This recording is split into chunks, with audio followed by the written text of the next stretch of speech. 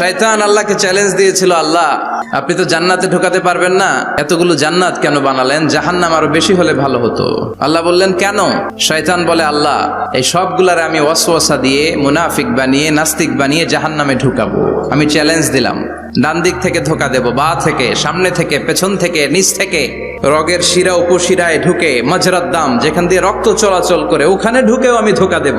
আপনি জান্নাতে ঢুকাবেন কেনমে? আল্লাহ বললেন তুমি আমারও চ্যালেঞ্জ দাও, এত বড় সাহস? আমি তো সব রাজার বড় রাজা, মহারাজা। চিৎকার করে বলেন ঠিক কিনা? মহারাজার সাথে চ্যালেঞ্জ দেয়া যায় না। তুমি আমাকে চ্যালেঞ্জ দাও, ওকে ডান, আই টেক ইউর চ্যালেঞ্জ।